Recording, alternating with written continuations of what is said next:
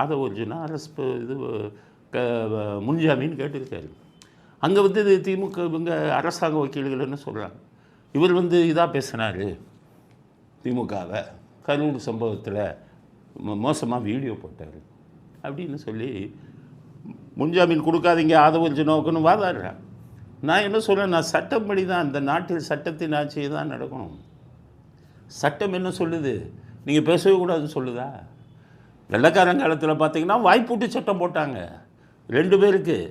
வடக்கே பாலகங்காதர திலகர், தெற்கே தென் இந்தியாவில் நேதாஜியின் சீடர் முத்துராமலிங்க தேவர் 2 பேர்த்துக்கு வாய்ப்பூட்டு சட்டம் போட்டாங்க, பேசவே கூடாதுன்ட்டாங்க.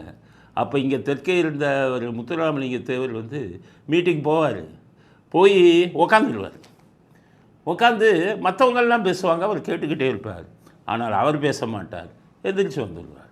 ஆனால் மக்கள் மத்தியில் ஒரு எழுச்சி வந்தது, பேசாவிட்டாலும். அது மாதிரி தான் வாய்ப்பூட்டு சட்டம்ங்கிறது வெள்ளக்காரங்காலத்தில் போனது. இங்கே இருப்பவர்கள் பேசாமல் எப்படி இருக்க முடியும்?